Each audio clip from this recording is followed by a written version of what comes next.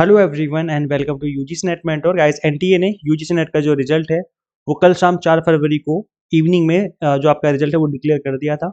तो आज की इस वीडियो में हम बात करेंगे कि इस बार जो रिजल्ट है वो कम रहा, कम कैंडिडेट ने एग्जाम क्रैक किया है, चाहे वो बात करें हम जेआरएफ की, चाहे बात करें हम ओनली क्वालिफाइड फॉर पीएचडी की। तो ऐसा क्यों हुआ, आज की इस वीडियो में बात करेंगे, डेटा शेयर करेंगे आपके साथ जो एनटीए ने रिलीज किया है। तो चलिए स्टार्ट करते हैं और डिस्कस करते हैं। बट अभी तक आपने अपना रिजल्ट चेक नहीं किया है किसी इशू की वजह से, तो मैंने इसके ऊपर वीडियो बनाई थी। जो 3-4 मेन कॉमन जो इशू आते हैं उसके बारे में इस वीडियो में मैंने बात कर रखी है। तो चैनल पे विजिट करके आप इस वीडियो को देखिए, जिससे आपको चीज़ें समझ में आ जाएंगी कि किस तरीके से आप अपना रिजल्ट चेक कर सकते हैं।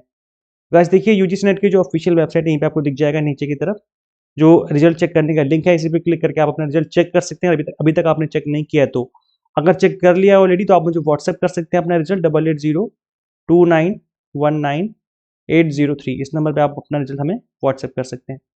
ओके, तो गैस देखिए, अगर हम बात करें कि जो डेटा इशू किया है एनटीए ने, इनकी 4 फरवरी को जो रिजल्ट डिक्लेयर किया गया है, इसमें एनटीए ने डेटा दिया है जिसमें बताया गया है कि कितने लोगों ने रजिस्ट्रेशन करवाया था। तो ये नंबर था 9,93,000, मतलब अप्रोक्स 10 लाख लोगों ने रजिस्ट्रेशन करवाया, जिसमें फीमेल थी 5,85,000 और मेल थे 4,08,000। इससे क्लियर हो जाता है कि फीमेल जो है ज़्यादा नंबर में अपियर करते हैं as compared with male candidate. तो इस एग्जाम में ज़्यादातर जो एस्पिरेंट्स होते हैं वो फीमेल होते हैं, इसके बाद मेल आते हैं, उसके बाद ट्रांसजेंडर, थर्ड जेंडर आते हैं इसमें। अगर हम बात करें एग्जैक्ट डेटा की, अच्छा गाइस, ऐसा हमेशा हर साल ही होता है।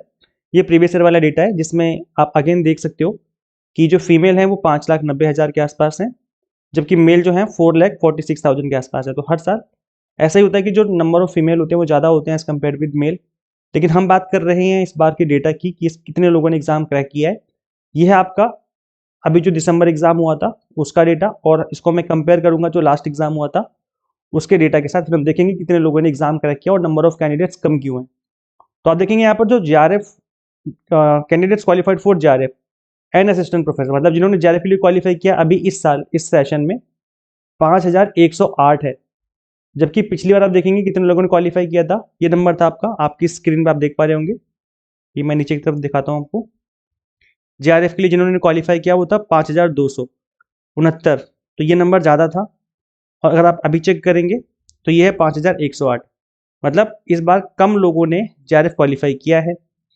वहीं अगर हम बात करें नेट की, तो नेट जो अभी इस बार क्वालिफाई किया है असिस्टेंट प्रोफेसर के लिए 54,713, यानी कि 54,713, जबकि पहले कितना था 54,885। मतलब पहले ज़्यादा लोगों ने क्वालिफाई किया था नेट, और इस बार नेट कम लोगों ने क्वालिफाई किया। वही सेम अगर हम देखें कि पीएचडी क्वालिफाइड इस बार थे 1,17,058 लोगों ने ओनली क्वालिफाइड फॉर पीएचडी किया, जबकि पिछली बार ये नंबर था 1,28,000। तो अगेन ये नंबर भी ज़्यादा है इस वाले नंबर से। तो जो पिछला वाला डेटा रहा है वो डेटा ये दिखाता है कि नंबर ऑफ कैंडिडेट जो है पहले ज़्यादा क्वालिफाई किया था, इस बार लोगों ने कम क्वालिफाई किया है। इसका एक सबसे बड़ा रीज़न ये है कि पिछली बार जो जितने फॉर्म भरे गए थे उससे कम इस बार फॉर्म फिलिंग हुई थी। इस बार जो रजिस्टर्ड कैंडिडेट थे पिछली बार वो थे 10,19,751, ये पिछली बार की फॉर्म फिलिंग थी 10,19,000, जबकि इस बार हुई है 9,93,000। तो इस बार फॉर्म फिलिंग ही कम हुई थी, जिसकी वजह से नंबर ऑफ कैंडिडेट भी कम क्वालिफाई कर पाए। अगर हम बात करें अपियर की, तो जिन्होंने एग्जाम में अपियर किया है वो थे 7,35,000, मतलब लगभग 2.5 लाख के आसपास लोग एग्जाम देने ही नहीं जाते। सोचो कितना बड़ा नंबर है कि बस फीस तो दे दी लेकिन एग्जाम देने नहीं गए।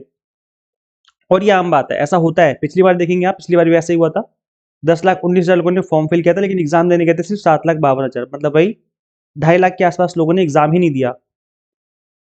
तो 75% के आसपास ही इनका अपियरिंग जो रेशियो है, परसेंटेज है, वो रहता है। तो यहाँ पे अगर हम देखें तो 7,52,000 लोगों ने अपियर किया था पिछले साल, पिछले सेशन में 7,52,000 ने किया था, बट इस बार 7,35,000 ने किया। मतलब इस बार कम लोगों ने एग्जाम में अपियर किया और इसी वजह से जो रिजल्ट है वो गिर गया, कम लोगों ने क्वालिफाई किया। अगर हम इसको परसेंटेज के टर्म्स में बात करें तो आप अच्छे से समझ पाएंगे कि इस बार जो परसेंटेज रहा जेआरएफ क्वालिफाई करने का, हम इसको कंपेयर करते हैं अपियर के साथ, जितने लोगों ने एग्जाम में अपियर किया उसके साथ अगर हम कंपेयर करके देखें इस डेटा को, तो ये निकल के आता है आपका इस बार का, नहीं फरवरी वाला जो अभी रिसेंटली एग्जाम का रिजल्ट आया है इसका, ये था 0.69%। कितना? 0.69% लोगों ने जेआरएफ क्वालिफाई किया, जबकि पिछली बार क्वालिफाई किया था इसको हम अगर कंपेयर करेंगे इस नंबर के साथ तो ये निकल के आएगा आपका 0.70, मतलब 0.01% पिछली बार ज़्यादा था, इस बार JRF कम लोगों को मिला अगर हम परसेंटेज टर्म्स में बात करें तो।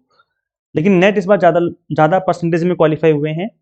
इस बार जो नेट का डेटा रहा है वो 7.43% रहा, जबकि एनटीए कहता है कि हम 6% लोगों को नेट देते हैं, लेकिन इस बार 7.43 रहा नेट क्वालिफाइड कैंडिडेट्स का, 7.43। जबकि पिछली बार का जो डेटा था वो ये कहता था कि जो नेट है वो 7.29 लोगों ने क्वालिफाई किया, जबकि इस बार 7.43 लोगों ने क्वालिफाई किया। मतलब इस बार नेट ज़्यादा लोगों ने क्वालिफाई किया है कुछ मार्जिन से, अगर हम परसेंटेज के टर्म्स में बात करें तो।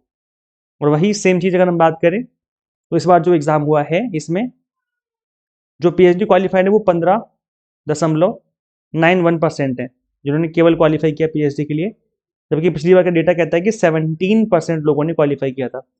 तो पिछली बार डेटा PhD वाले को ज़्यादा था, इस बार कम हो गया थोड़ा सा।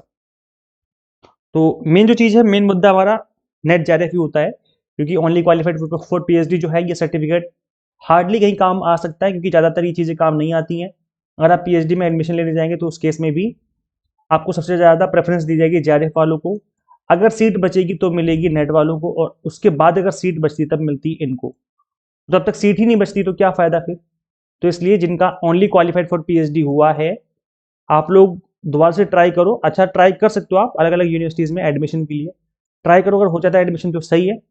अदरवाइज मैं आप सभी को ये सजेस्ट करूंगा कि जिनका भी ओनली क्वालिफाइड फॉर PhD वाला हुआ है, आप सभी लोग जून एग्जाम के लिए अभी से पढ़ना स्टार्ट कर दो, क्योंकि जब तक JRF या नेट एटलीस्ट नहीं हो जाता तब तक बात नहीं बनने वाली। ना ही आप एलिजिबल होंगे असिस्टेंट प्रोफेसर के लिए और ना ही आप एलिजिबल होंगे फेलोशिप के लिए। तो अगर आप PhD करना चाहते हैं अच्छी जगह से फेलोशिप के साथ, तो ऐसे में आपको JRF करना ही पड़ेगा, और उसके लिए जून की एग्जाम की जो तैयारी है वो अभी से करना स्टार्ट कर देनी चाहिए। तो ये कुछ डेटा है जो कि मुझे आपके साथ शेयर करना था। अगर आप हमसे पढ़ रहे थे कई बार पेड कोर्स में या फिर यूट्यूब वीडियोस में, तो आप अपना जो भी आपके व्यूज़ हैं आप हमें शेयर कर सकते हैं कमेंट सेक्शन में, जिससे पता चलेगा कि आपकी हेल्प हुई है हमसे। इसके अलावा गाइस देखो, इस एग्जाम को फर्स्ट अटेम्प्ट में क्वालिफाई किया जा सकता है अगर आप एग्जाम टारगेटेड स्टडी करें। मैंने भी इस एग्जाम को अपने फर्स्ट अटेम्प्ट में क्वालिफाई कर लिया था, और वही सेम चीज़ मैं अपने स्टूडेंट्स को भी समझाता हूँ कि टू द पॉइंट पढ़िए, एग्जाम टारगेटेड पढ़िए। जो भी आप पढ़ेंगे वो एग्जाम के लिए इंपॉर्टेंट होना चाहिए, इररिलेवेंट मत पढ़ो, वही चीज़ें पढ़ो जो कि एग्जाम के लिए इंपॉर्टेंट है। तो मैं आपको paper 1 commerce management and political science की प्रिपरेशन करवाता हूँ। यहाँ पर कंप्लीट कंटेंट बाइलिंगुअल मिल जाता है, 100 mock test and PDF notes मिल जाते हैं, जिसके थ्रू आप मल्टीपल टाइम रिवीजन और प्रैक्टिस कर सकते हैं। सो गाइस, करना क्या होगा, आपको सिंपली गूगल प्ले स्टोर से एग्जाम मेंटर ऐप इंस्टॉल कर लेनी है। अगर आप एक iOS यूजर है तो उसका लिंक हमने आपको अलग से इसी वीडियो के description box and comment box में दे दिया है। तो शेयर कीजिए इस वीडियो को सभी के साथ जो भी UGC नेट एस्पिरेंट्स हैं, and subscribe for UGC update and assistant professor job updates. Guys, इस वीडियो में इतना ही, मिलते हैं फिर नेक्स्ट वीडियो में। Till then keep watching UGC NET mentor. Thank you.